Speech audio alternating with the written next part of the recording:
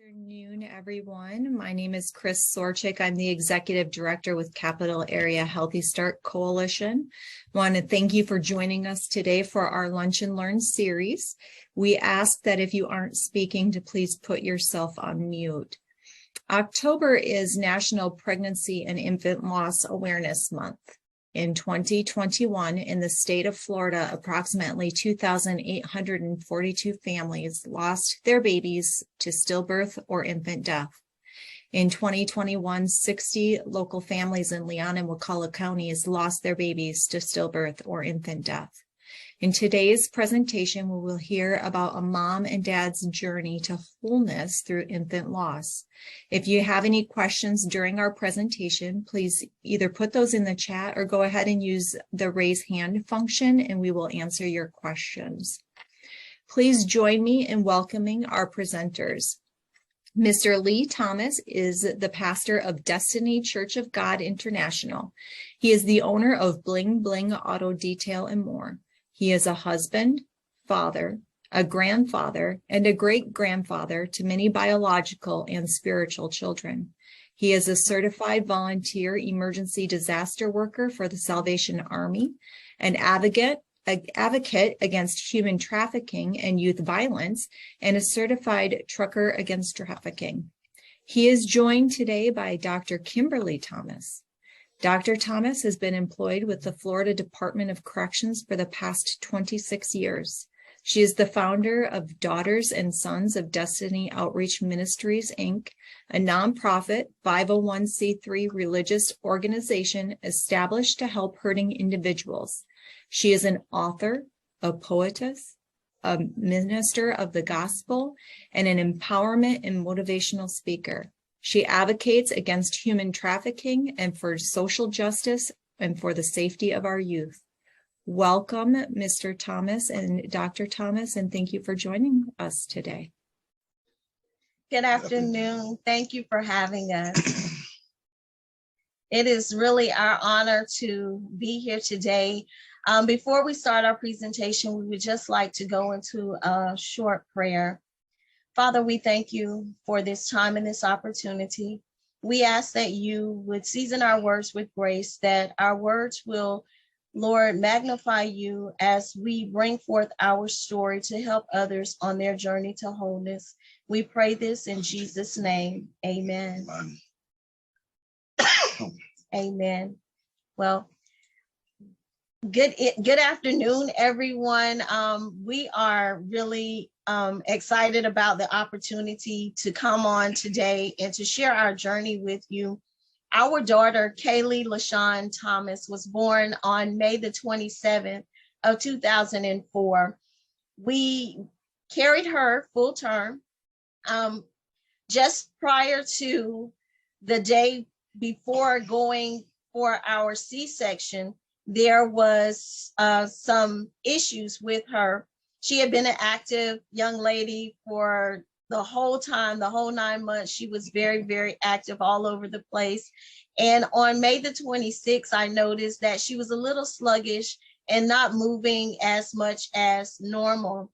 So I contacted my doctor to come in just to, have her to check us out and to see exactly, what was going on, if everything was still okay. And to our surprise, when I reached the doctor's office, Kaylee's heartbeat was on the lower end of the scale.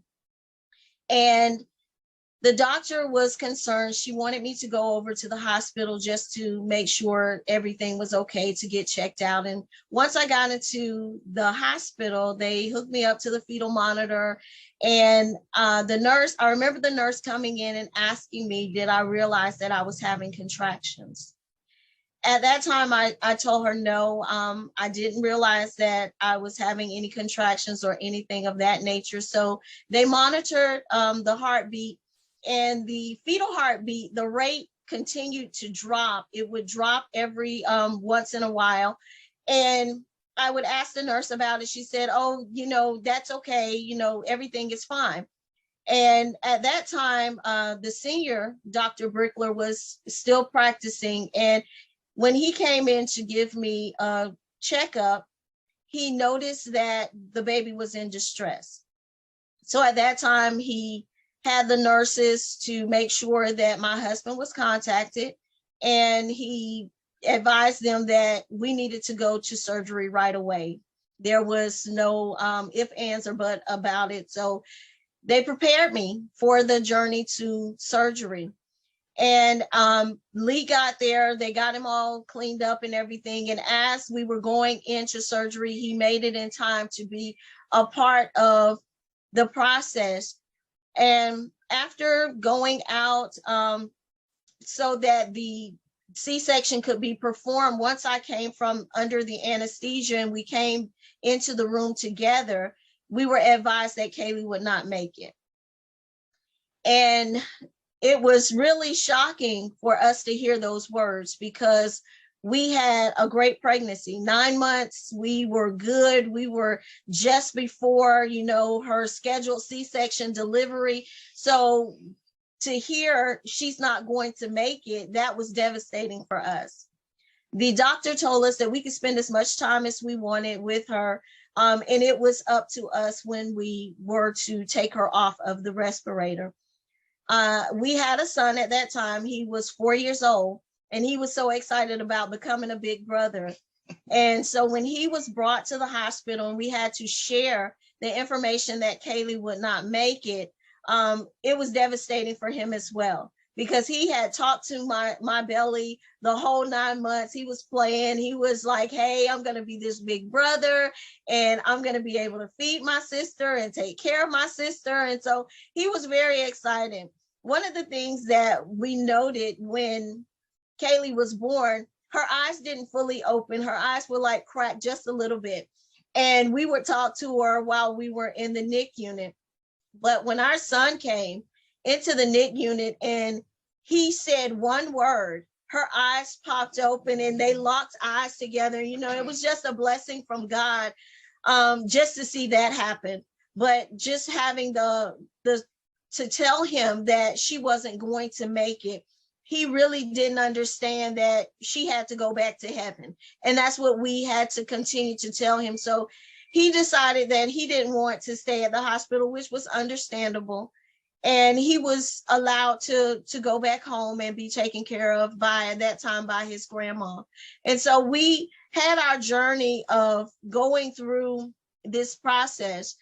And one of the things that I can remember is that we had an awesome NICU nurse. Her name was Jessica Earnshaw, and she was awesome.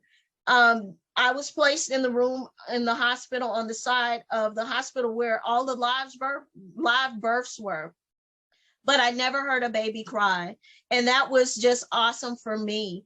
And just with the experience of 6.5 hours of sharing our daughter's life, it was a very emotional experience for us. However, it was also rewarding to the fact that just the faith that we had really helped others in their faith going forward. So that was my journey of going through the process of having to release my daughter back into the hands of God, and just know that, she came here for a purpose. There was a purpose for her coming, and through her short span of life, that she was able to touch many other lives. And as a matter of fact, our outreach ministry, Daughters and Sons of Destiny Outreach Ministry, was birthed after Kaylee's death in order for us to help others who are hurting, to also minister to them and help them along their journey to wholeness.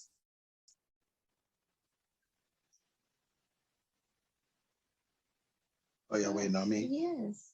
Oh, well, she basically covered all of it, but on the side of, for me, throughout life, being a man, you're supposed to be the bronzy person.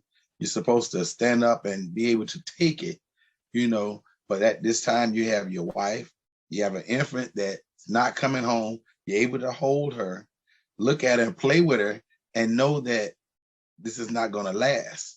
So being a man, the first thing you think of is, what am I going to do about my wife and my son? Because now I can't release any feelings, because I got to keep her strong. I got to be strong for my son. And I put me on the back burner. My wife is a very strong person. So when the nurse came in, they was asking her, does she need any pain meds or anything of that nature? And she said, no, no, no. So they called me outside and they asked me, is she okay? I'm like, yes, why? They said, well, she should be in pain. I said, no, her pain tolerance is very high. So they said, you sure? I'm like, yeah, she's good, and next thing I know, they're going to administer the medicine anyway. So then that's when she began to feel pain. Then I'm looking at her thinking that we got to yet go home. So now as we get ready to go home, she's sitting there, and I'm looking at her and I don't want the sorrow and the sadness to set in. So now I have to leave the room and go and break down so I can get myself back together to come and get her together. So I go break down and I come back and she's just sitting there like staring off into space. So I asked her, I'm like, what is wrong with you? So she looked at me. I said, get yourself together, like I didn't have any feelings about what just happened. But really what happened was I was taking her focus off of the baby so she could be angry at me so she could get up. So she didn't think about the baby and mad at me because you should be consoling me instead of trying to make me move and all this. And she's looking at me and she got really mad, right? So I was good with that because I can't tell you what I'm doing because I can't lose you as well, going to a depressive state. So finally we got together and we went home and stuff. And our life, it was going. But then one day I came home and I would always, before I go to bed, I would look at the clothes because we had bought her all kind of stuff. And you being a dad, just know your baby coming home. I bought her all kind of things that I liked, and it was just this two particular outfits that I really wanted to see her. I always wanted to see her in a little pair of overalls and another little outfit, and it was really cute. And I came home and it was gone. So I looked, I'm like, baby, she said, huh? I said, where are her clothes? She said, I got rid of it. You got rid of them? And she like, yeah. I said, what you do that? So now I lose it now, right? Because that's all I had to hold on to. So no one really knows the side of the husband, because like I say, a lot of times I tell people, pressure will bust a pipe. A man's supposed to be so bronzy and hold all this in, sooner or later he blows up. If you pinch me, it hurts. So therefore, that means I hurt as well. But we're taught throughout life to be so strong and cover your family. But then who do you talk to? Then a lot of people don't even get it. And when we minister to some of our congregation about what happens, they look at you like, really? Well, how did you do it? I'm still doing it. I'm still doing it. It doesn't just fade away because as you go along throughout life, you see other children about the age of your daughter because there was a young lady across the street from us had a baby at the same time. So every birthday, I look over there and I'm like, that would have been Kaylee. So I see pictures and stuff where I would think that would be my baby, TV, a little young lady goes by and you think that would be Kaylee, because you have these hopes and these big dreams. Yeah, that's one thing that I noticed during our journey. For me, I left home full and I came back empty. And that was one of the hardest drives that I've ever taken to actually come to my house because the car seat was still in the car and I'm coming home to an empty house. I'm coming home with an empty car seat and all of these items. We had such a lovely baby shower and we were showered with many gifts for her. So we truly expected to be bringing home a baby. And at this point, here I am, I'm empty. And as a mother, even though we had another child, there was a missing piece. Mhm. And there was this empty place that I was longing for God to fill, because all I could say is, God, you promised. You promised that we were, going to have this baby. And just in that moment, there was so much different emotion and so many different things that actually happened during that time, where I found myself beginning to really get to the point of just saying, here I am and I'm inadequate, because of this loss. I felt inadequate. I felt shame. There were so many different emotions that I went through during this period. But for me, the release was after a period of time that I needed to begin to give away the things that we have for her. I needed to begin to share those with other people. And during the process of my pregnancy, there were several other ladies in our ministry at the time where we belonged that were also pregnant, and they had issues with their pregnancy, and I'm praying. And I mean, I'm really praying and interceding for them and their babies, and their babies are still healthy and alive today. And I was just sharing on Tuesday night in a Bible study about us having to have faith and having to really trust God. When we call on him, he tells us that he's going to answer us. And so we have to trust him to the point of knowing that he does answer. He answers our prayers. He may not answer them in the manner that we want him to answer, but he does answer them. So for me, this was a hard place. But I remember God brought it to my remembrance the day that we were planning Kaylee's funeral arrangements. And I had prayed a prayer to allow me to live to see our son grow up, because my mom passed away when I was 5. And so I did not want my son to experience what I experienced. So I always prayed that prayer, Lord, allow me to be alive to see him get grown and have kids and grandkids and all of these things. And as I was stepping out of the shower that morning and I was praying and I was asking God why, because I'm like, God, you promised. I'm still telling him, you promised. And he reminded me of that prayer, because at the moment that we lost our daughter, our son was turning 5 that year. And there were things that were going on or had taken place to where there was a point to where it was my life or her life, and so it was one of those things where you don't really want to hear the hardness of that, but just knowing that God does answer our prayers. We don't know how he's going to answer them, but he answered them. And even through her short span of life, just being able to really bless others through her life, through our ministry, through talking about it, is an awesome healing process. But for me to give away the things, that was my journey to beginning to heal and come to wholeness. But I realized afterwards that I did something without asking Lee. I didn't ask his permission to give the things away because I didn't feel that I needed to. But I never took into account the fact that these were his memories as well. These were the things that he was holding on to. This is how he was getting through the process. So for us, our journeys were different.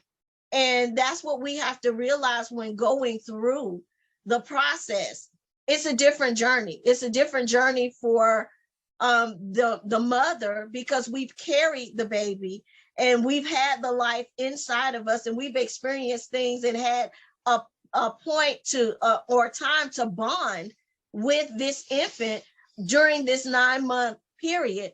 But for the father, it was different, because his thing was he would always mess with my stomach so that she would get moving, and she was so active, it was like she was crazy. And I'm like, don't do that, because she's like in the jungle gym or the romper room. She was just all over the place. But that was his enjoyment, and that was his time of bonding, which was different.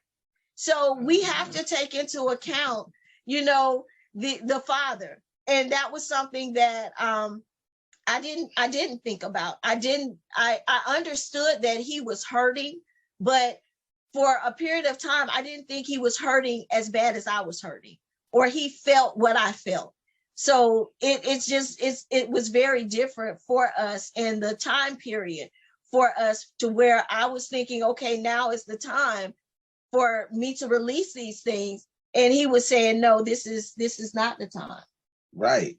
I mean, for the simple fact, just like when the baby, she's carrying the baby, and if you talk to the baby and you rub in her stomach and stuff, I don't know how they know, but they know your hand. I would touch her on one side and you could actually feel her move.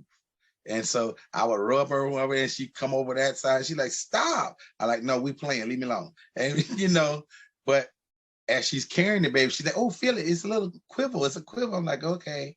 But then after a while you get rubbed, I was like, oh, I feel it. So now that's the time that we bond with them. They tell you, scientists now, you can talk to the baby, read to the baby, they can hear it. And they begin to learn at that stage. So it's the same way if I touch her, she knows that's dad, because I know that feeling. I know how he moves. So we're bonding with the baby that way. Okay, and then you look at now, there's no baby, there's no clothes, and I'm supposed to not feel anything because she carried it. But it's amazing to me how they'll say, oh, we're pregnant, but you get the decisions, you know, but we're pregnant. That's our baby. I'm a part of this, you know. And most of the time, if you don't know, you just don't know. You can't fault someone for what they don't know. So that's why I'm happy about what we're doing now, so that other people can realize that, you know, men have feelings, you know, they are part of this, because you, in his mind, he didn't plan his whole life out. A mother, that's my boy. A father, that's my girl. He want to cherish that.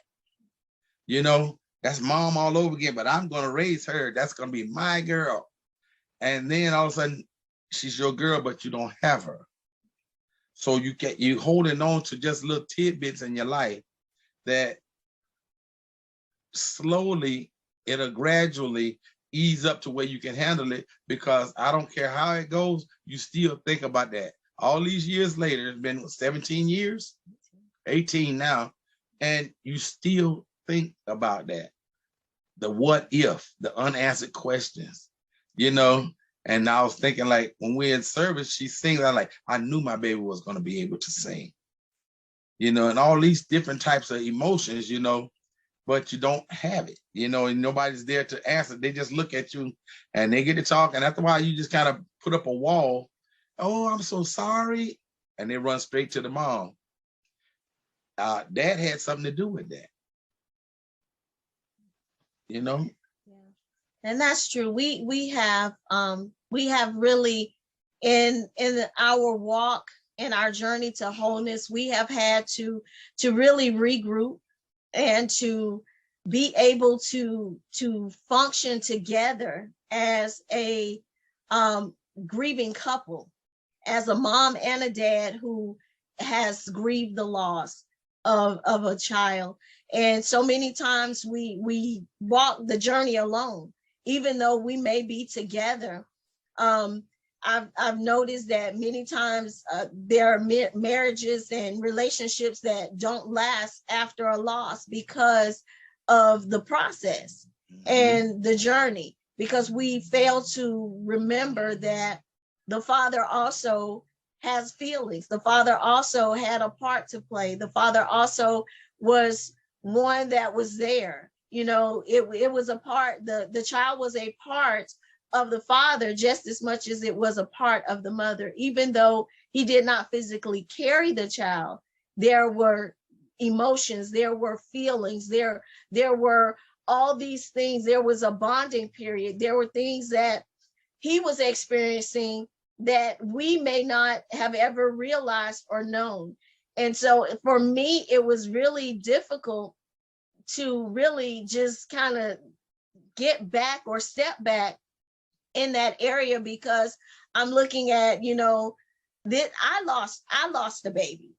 I lost a baby. I was full. I came home empty, you know, and for him, it was more or less, as he said, you know, turning his attention to me and our son and saying, hey, you know, even though you went through this, I can't let you just lay down and not get up. I can't let you go into this dark hole, because if you go into this place, I may not get you back.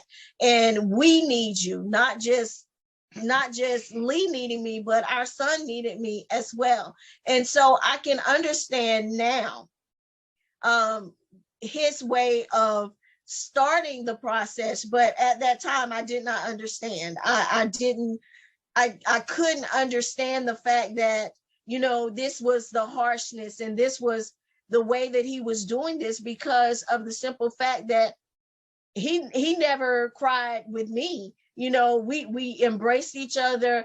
When Kaylee took her last breaths, I saw, you know, his emotions at that time. But as we continued on the journey, as after coming home and going through the process of going through everything, he just seemed like he was so much stronger.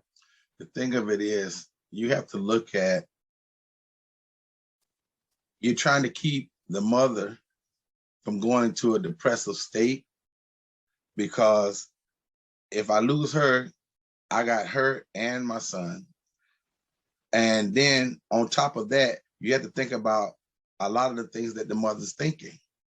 I'm not a whole woman anymore. I wasn't able to do this. They lay all the blame on themselves. So you go into this little cave, you know. Now I got to be constructive in my mind as to how to keep you from going in there, you know. And sometimes people look at you and say, that was cruel. Okay. But is there a book that you wrote that tells me how not to do this to keep her from going into a depression? Is there a book to tell me how to keep her from thinking about she's not a fit mother? Is there a book to tell me how to keep her mind focused on life, because you're still here and there was a reason for what happened? See, people don't look at that. They look at one side of the stratosphere, you know, because I'm sitting here, I'm with her. In the middle of the night, I see her jump or she grab her stomach and stuff like that. I'm like, you okay? You good? And, you know, and it's not that they still have those feelings. Your stomach's still moving, you quivering, and you're looking for something that's not there, because you just know it's there. You've trained yourself for 9 months that this is what's going to happen, and then nothing's there to fulfill that void. So you sit back and you try to kind of watch them, and in essence, you got to stay together in your mind and just keep them straight, because at one point she started to withdraw from me and the baby, well, our son, you know, because she was still really hurting. And I had to let her know, I'm like, baby, we're here. We're here. He don't understand. You know, you got to help me explain to him that his sister is going to heaven, and all he knows is, okay, I heard of heaven, but he really don't know. I know it was a baby in there. Where is it? You know, so all that stuff comes on dad, you know, because I have to answer those questions, and you explain the best that you know how. And then at the end of every conversation, it's just one letter. Why? And you got to start over somewhere else to try to keep him focused. And then while she's crying in the middle of the night, same letter. Why? What did I do wrong? Where was my shortcomings? It wasn't you, baby. It wasn't you. So therefore, you really have no time for yourself trying to keep your family together, because remember, this is what we're taught. You know, you're supposed to stand up and be strong. And I teach people this all the time. I say, the baby boy, you got this, he has feelings. Allow him the point of knowing that it's okay to cry. That doesn't make you any less of a man. It makes it better, because you're in touch with your feelings and you know that you are human. It's inhuman not to cry and say, oh, I can take it. And then 20 years down the line, you lose your mind. No, don't do that. So you have to really look at the whole situation, you know, And we, like I said, we're here now and we can teach people about it. But here's the thing, it's an ever-growing process. It's ever growing. So it actually draws you closer after you get to a point where you can talk about it, after you get to a point where you can really.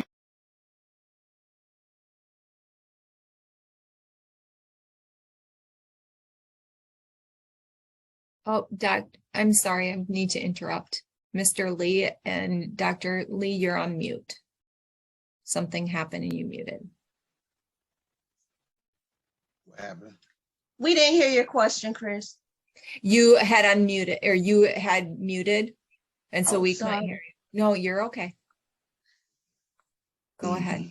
Sorry to Yeah. interrupt. Yeah. So the thing of it is, you know, men themselves have to get out of that bronzy deal. You're still a man. It's a natural order. God, Jesus, man, woman. But you have feelings. Express them. Talk to her. Tell her how you're feeling. Talk to other men and other people to let them know how you feel. You know, I'm hurting. You know, don't go outside and just do like me. I'll go wash the car. I rake the yard, anything just to keep my mind, because nobody talked to me. They come on, oh, I'm so sorry. Where's your wife? She in there. You know, and then sometimes you really get really mad because she's in there. You just got her to the point where, okay, she's talking, we're interacting and stuff. And then somebody come by, oh, I'm so sorry. And it's like peeling all the layers back to start over from the beginning for me. Because you go home, oh, I'll talk to you, Lee. Oh, Kim, I'm so sorry. Now they're crying, talking about the whole situation. And I'm sitting there crying on the inside thinking, Lord, how long? I got to do this again. I got to do this all over because now she's going back into that cave, you know, and how do I get her out of it? And you just one step at the time. Yeah. I totally agree. It really is a journey, and our journey was 9 months, but there are a lot of families that don't get 9 months. There are some mothers who they hear the words, hey, you're pregnant, and they're excited about that, and then life happens. Prior to being able to fulfill 9 months, they miscarry, something happens, and they lose the baby. It's still a loss. There's still that empty place. There's still that place that was once full and now it's empty. So it's a process. And one of the things that I have learned, even in sharing our story, is that there are no two processes that are just alike. No. We all experience the loss, but the way that we grieve is different. The way that we interact with one another is different. We just have to find that common place of being able to keep our bond together, being able to make sure that we're not putting the blame on each other. That's it. That's why I smile. Yeah, that is so that's right so there. important, because many times we will cast blame that is really not the blame of the other person that's involved. And we begin to withdraw, we begin to act a certain way, we begin to actually bring that wedge in between the relationship. And that's why many marriages and many relationships, they really have a rough time after a loss, because we play the blame game. Or I remember having someone to ask me shortly after I told them that Kaylee wasn't going to live, and their words to me was, what did you do? And I'm like, wow, what, that's just like, what did I do? And so then I'm like, well, I didn't do anything. And after that, my mind began to say, well, what did I do? What did I do? What could I have done differently? What could I have done better? Or, is it that I continued to work and maybe I should have stopped working and, just been home? Or, you begin to question yourself. And so we have to realize sometimes people don't know the right things to say. when we're in situations such as the loss of an infant, many people don't know what to say.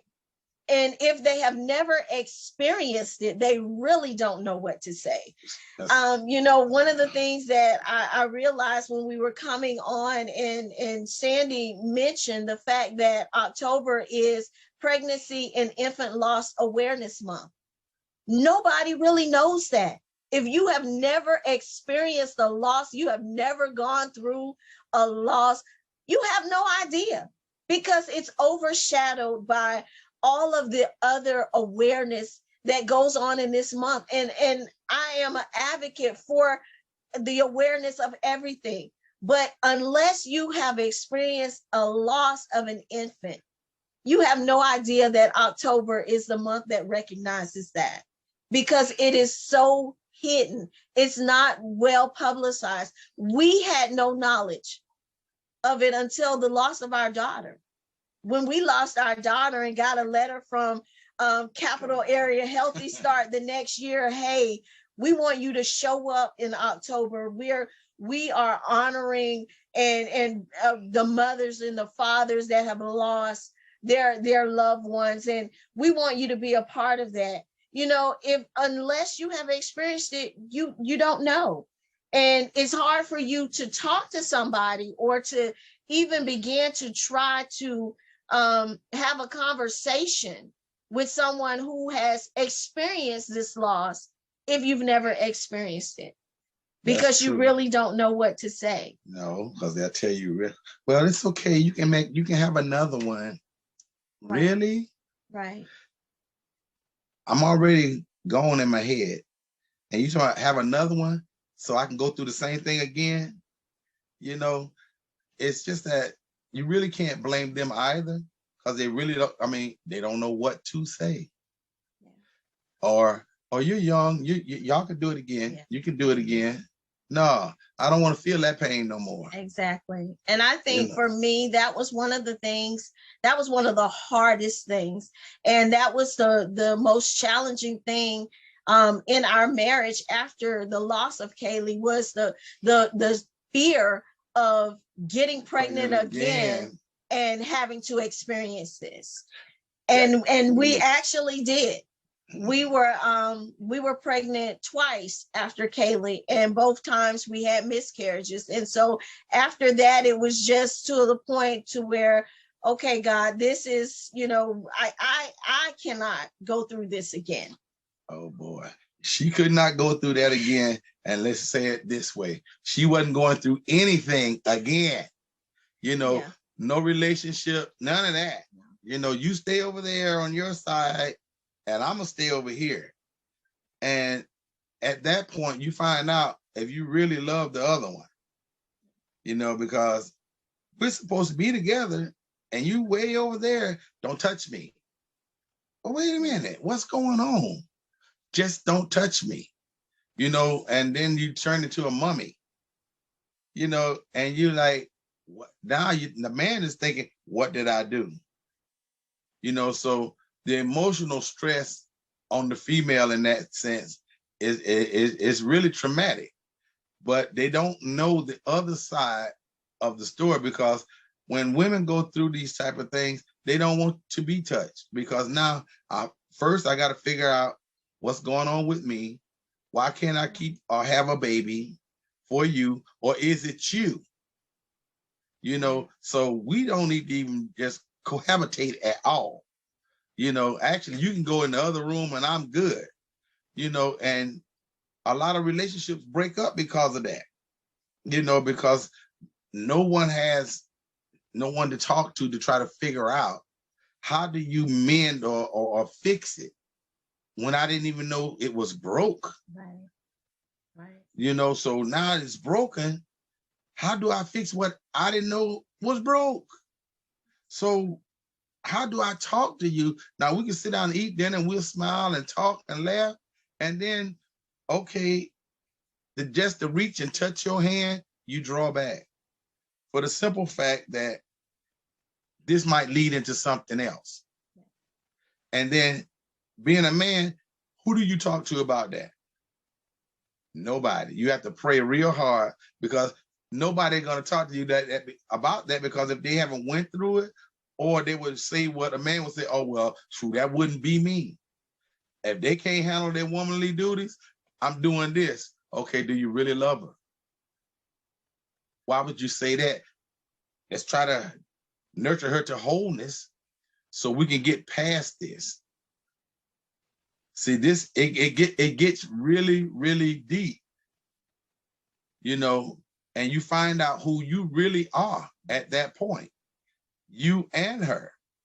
And then after that, then comes the child, the existing child, because the nurture that he had, that's not even there anymore, because I don't know what happened.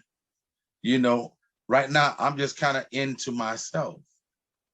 So now you can't be ugly to her about this, because you really don't know how this is really, really affecting her. You hear a lot of people just take their lives because I'm not able to do what I'm supposed to do.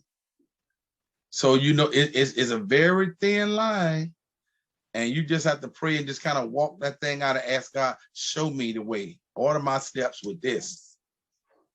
Yes. Yeah. We have a question for you both from Miss Tiffany. Go ahead, Tiffany. Hey, y'all. Hi, Tiffany. Hi. I saw your flyer and I'm like, I have to be there. Wow. Yeah, so I did not know that this happened with you all, but I'm so grateful that we got an opportunity to hear your story. And for everyone on the call, I'm new to Children's Home Society as our regional executive director. So we do have the Healthy Start program. So I'm always interested in learning more about the experiences of those that we're serving. So I'm like, this is such a good opportunity. And I was writing notes because I have so many questions, but I do want to first say thank you for sharing your story. It's so encouraging to hear. And one of the things that I appreciate is neither one of you tried to justify what you did and say it was right or wrong. You're just sharing, this is my experience and this is what we did together and individually to move forward. And I really, really do appreciate that. Another thing that I appreciate is you're talking about the complexities of the impact on you as individuals, on your marriage, on your son. And I really do think it's really important to share that, because often, we think about the mom. And you keep saying, well, I'm the dad. I was there too. Right. This didn't just happen to the mom. And you talked about your son and you shared, he has his own experience with that. Exactly. And I really, really do appreciate that, because it helps me understand, what perspective I need to have should I encounter someone who does also have the same experience. I also really am so encouraged by the clear indicator that you have experienced healing. A lot of times in our professional realm, we do see where people have not reached that point where they are healed and they've experienced, some wholeness, even though they've had that experience. So it's so encouraging that you all can talk about this and you're smiling and you can laugh, because it's an indicator that there is hope. And there is a possibility of change, and there's a possibility of being able to move forward and really share your story to help other people. So those are all like my little note things, but I did have some questions. I wanted to know more about two areas of how you all continued to move forward with communicating with your son. He was 4 years old, and that's really young. Yes. And how you continued to communicate with him about what you experienced.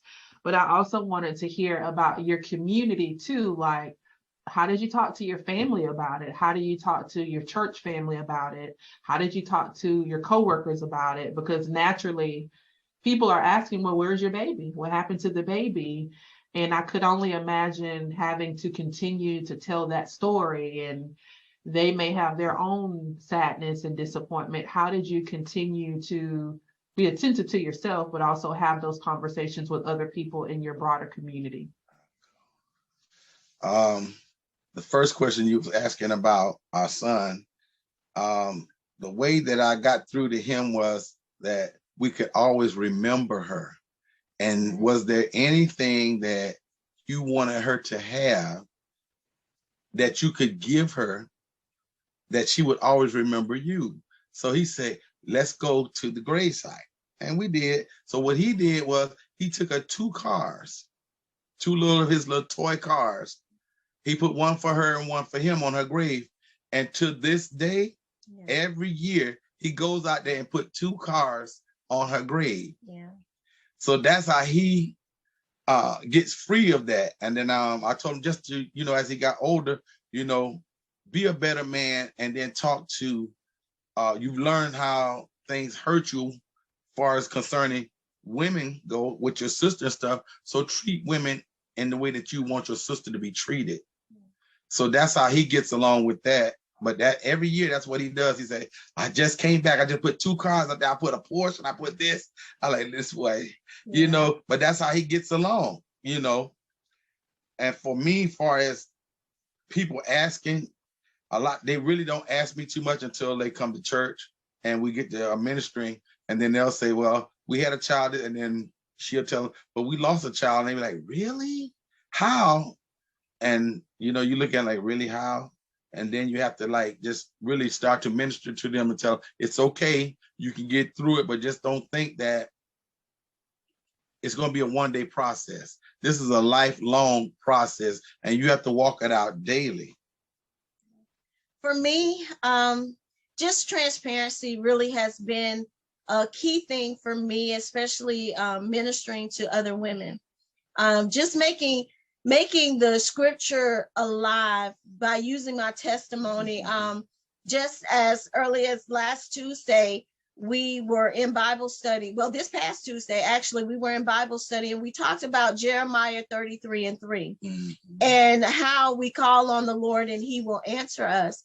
And show us great and mighty things. One of the things that I often do is I want to be as transparent as possible, because I don't want anybody to think that this has been an easy journey, or, this has been a cakewalk for me. So the Lord allowed me to share a little bit in Bible study about the great and mighty things. As I stated earlier, there were other women that were pregnant, and I began to pray for them. And I had a vision of a lady's arm holding a baby, and the baby was dead, and it was a little girl. And at the time, one of the other women, she was also expecting a little girl, had complications in her pregnancy. We had a great pregnancy. She was active and crazy, but the pregnancy was great. So I began to pray for her, and I began to just continue to pray and intercede for them. But as Kaylee was taking her last breath, and I looked down in my arms, I saw the vision all over again. And so the Lord showed me ahead of time. I did not realize that it was me because I wasn't having any complications, but to be able to look down on her and look in her face at that moment. And I remember the vision that the Lord had shown me, same posture and everything. And so that was the great and mighty thing, that he tried to forewarn me, and not saying, hey, Kim, this is you, but just to show me what was to come. And so I try to be as transparent as possible. And when we come out into the community, Daughters and Sons of Destiny was birthed because of Kaylee's death. And so we try to help others. We share our story. Our actual first event was a family event. It was Lee, myself, and our son Stutson. And we got out and we fed the community. We fed the homeless. We began to give back. So we do a lot of things that we do in honor of her, because if it had not been for her coming and dying, there would be no Daughters and Sons of Destiny. She is the daughter of destiny. So we allow her memory to live on through our outreach efforts in helping other people.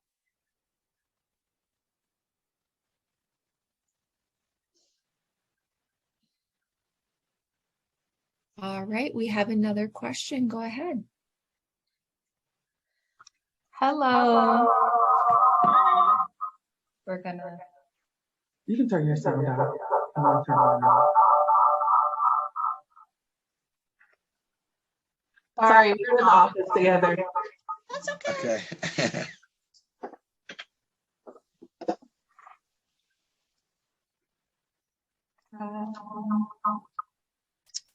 You can. We can't hear She's you. muted. Yeah. Is that better? Yeah. Yes. Perfect. Hello, thank you both. I'm echoing Tiffany. My name is not Tiffany Martin. I am Charnay Morris, and I'm also with CHS. My question is very basic. I want to know and be informed because I am ignorant to certain things when it comes to child loss and how to communicate. So I would want to know, what are some basic etiquette tips that you all could share for people who are new and hearing your story and really want to be a support to someone else who may be going through this?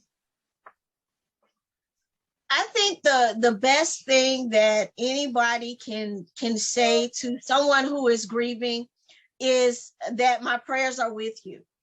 Because, you know, don't tell me that you understand, because if you've never experienced it, you don't understand. So it would just be that, you know, my prayers are with you. I'm praying for you.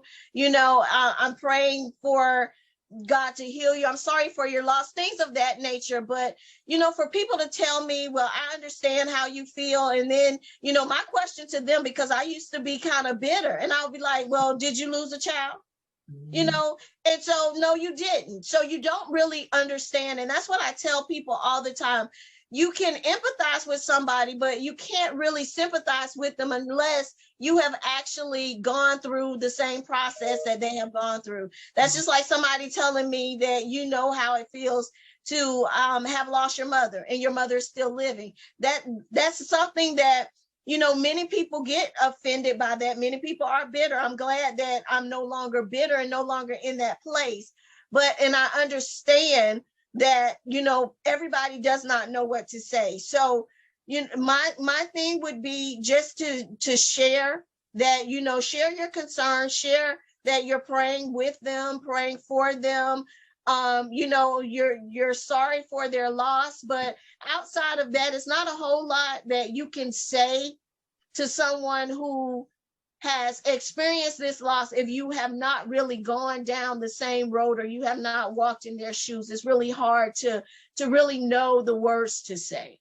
That also, you can ask them, would they like to share their story with you? Because a lot of times they'll be bitter because they can't release.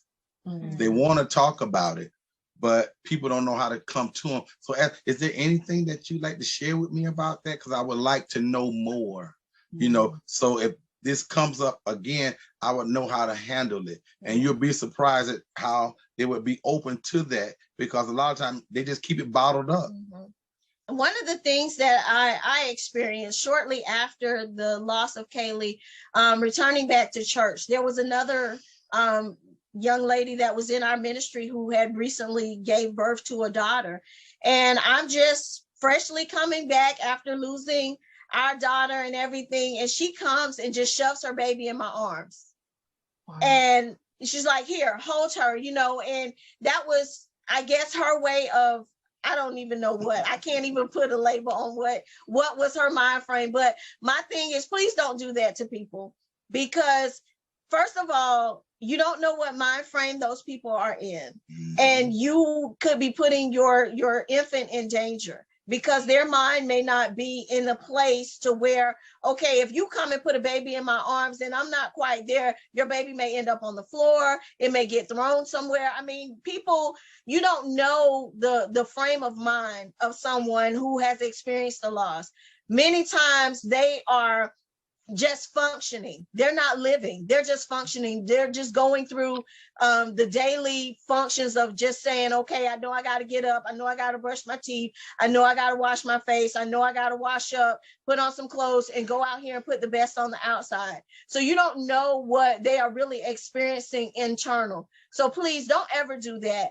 I thank God that at that moment I was able to handle it, but that really hurt me to a point to where, I was really taken back by that for quite a while. Even going back to the hospital, I was sitting outside of the NIC unit, waiting for the autopsy from Kaylee. And one of the mothers that I had been praying for, actually the grandmother of one of the babies that I had been praying for, was in NIC at that time. And her words to me, "What are you doing here? Why are you here?" Okay, I did experience the loss. I understand that. I'm not stalking the NIC unit. I'm not just sitting out here because I've lost my mind. I had a purpose for being there, but many times people don't really understand and they don't know what to say. So, when you're dealing with someone who's grieving a loss, it's important to really think before you speak. And if you don't know what to say, just give them a hug. Sometimes a hug speaks volumes. Thank you. Are there any other questions? Fran? No, I don't have any questions. Hello, everyone. I'm Fran Close, and you all are amazing and just very blessed. I just thank you for sharing today, because I know a couple times I got a little teary for what you're saying. But just as Ms. Tiffany said, we can see the deliverance, we can hear the deliverance. And I think one of it is what, you all are the poster adults, I don't say children, poster adults for why we do Walk to Remember. You all are. And we were there, I was there, helped plan the very first one for the families in our community.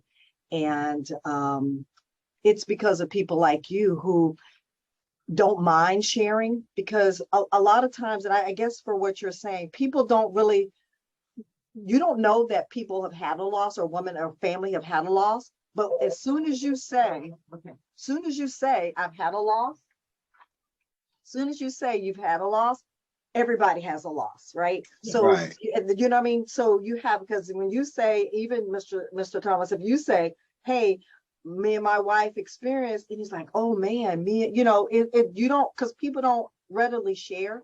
So I always say, when you go through things, it was meant for y'all to go through those things and to get delivered from it, so that you can help so many other people. And look at you, y'all are just so amazing.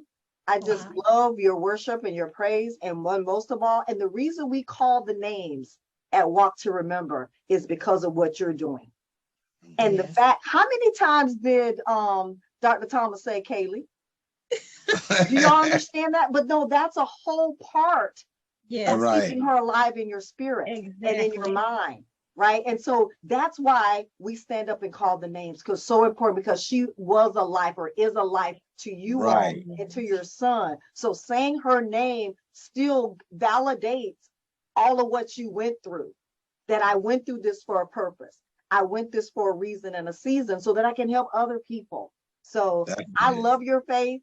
I love your praise. I am just, like I said, you all are the adults that we should always listen to.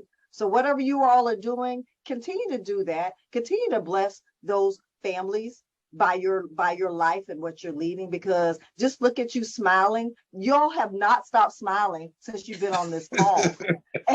You have not. And then Dr. Thomas, I see both of you, Mr. Thomas, I see how you beam up when you say her name. And so it is so important that people see, not only hear your words, but see your life and see your face as you continue to talk about your child, Kaylee Thomas, right? So this little person, and I guess you answered all of my questions, because I said, what about, but you answered it. And the fact that you have a place to visit, it still makes it right here. Right. You have a place to visit, and your son has a place to visit. And that even when he has children, he's going to tell everybody about his sister Kaylee Thomas. So again, thank you all for being with us today. And God bless you both and your families. Well, thank you, Dr. Close. It's awesome.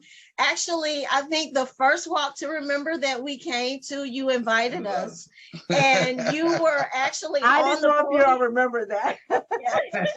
You were on the podium that night, and that has been very, very instrumental to us. As we were sharing before coming on, we have a piece on the quilt, maybe 2 years, because we came 2 consecutive years. Yeah. And I mean, it's just an awesome thing. And no, we cannot let Kaylee's memory die. And that was one of the things that touched my heart. So Stetson went to the military several years ago.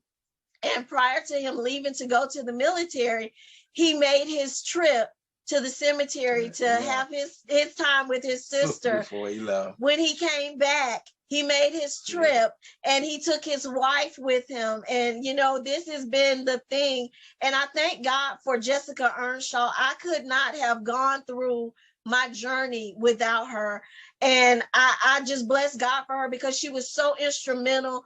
She took pictures of Kaylee. We have a whole photo album as if we had a whole life with Kaylee. She dressed her up after her death. She took many, many pictures of her in different outfits for me.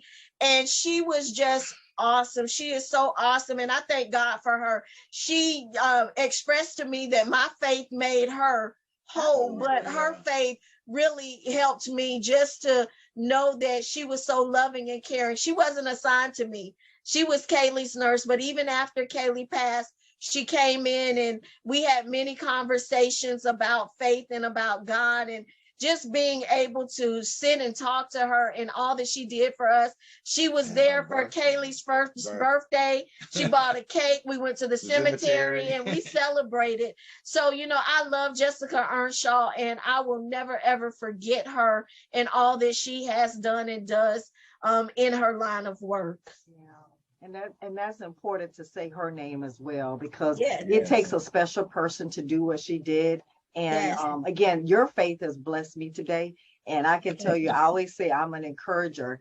But, you know, just reading this morning, Proverbs 3, and just trying to think about how I can encourage somebody today. And it was like I typed in what I would do today, encourage someone. But what I got today was encouragement for me, because your faith has encouraged me, because I just need a little bit more of that, right? Yeah. A whole lot of that. And I thank you for that. So again, the fact that I read that this morning during my quiet time, and then I'm hearing you all today, it's all divine. I thank you for that. Yes. Amen. Are there any other questions? Okay. Walk to Remember has been brought up a couple of times during this conversation today. We are holding our 20th Walk to Remember next Thursday, October 13th at 5:30 at St. Paul's United Methodist Church. You can certainly please join us, or if you have families or members in your community that you know need that time, please encourage them to come. They can find a registration link on our website. Registration is not required, but feel free to register. We are taking baby names and photos if families want to submit photos this year prior to the event for the reading of the baby's names. I want to thank you once again, Mr. Thomas and Dr. Thomas, for sharing your story and being part of our conversation today. There have been, I don't know if you've seen the chat, but Carol Williams said she always wondered where the cars came from.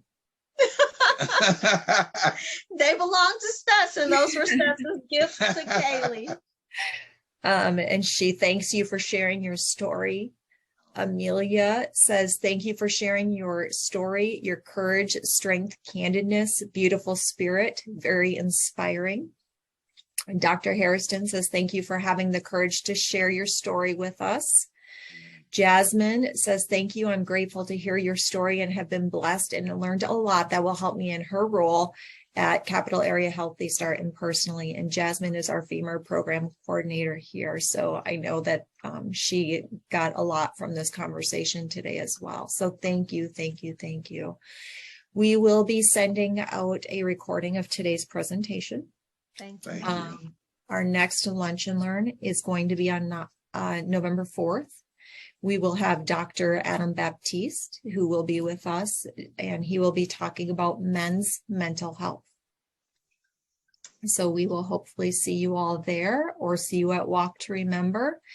Thank you everyone again for joining today. I hope you all have a fabulous weekend, and we'll be seeing you soon. Thank Right. you. Bye-bye. Thank you. Thanks, everyone. Oh, thanks, Thank you. Chris.